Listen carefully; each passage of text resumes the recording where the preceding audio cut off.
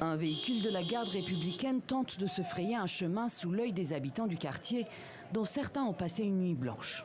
Les coups de feu ont commencé vers 1h du matin, jusqu'à 5h. Entre 3h et 5h, ils s'entretuaient. On entendait des détonations de grenades. Sur ces vidéos amateurs qui circulent sur les réseaux sociaux, l'obscurité est totale à la prison de Makala. Puis on voit des détenus se déplacer, des torches à la main. Un corps est ramené et posé au sol.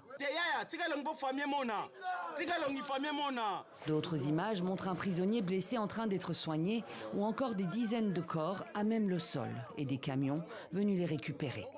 Désormais, le calme est revenu dans la prison selon les autorités qui déplorent des pertes en vie humaine et des blessés sans donner de bilan officiel.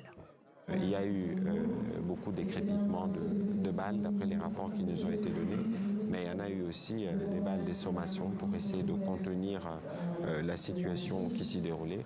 Sur les routes qui mènent à la prison, des policiers sont déployés en nombre. Selon les témoins, ils seraient arrivés au petit matin. La police est arrivée en retard. Il n'y avait que les gardes de la prison qui tiraient des coups de feu. Avant 5 heures, il n'y avait pas de policiers et on voyait les gens s'enfuir, les prisonniers en train de s'évader. Aucune information n'a filtré sur d'éventuels prisonniers en fuite. Le quartier tout entier reste bouclé. Une enquête a été ouverte.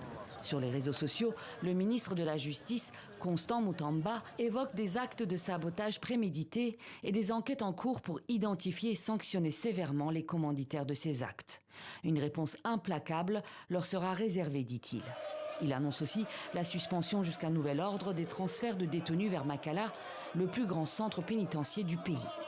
Une prison d'une capacité de 1500 places, mais qui en réalité héberge plus de 15 000 personnes dans des conditions catastrophiques.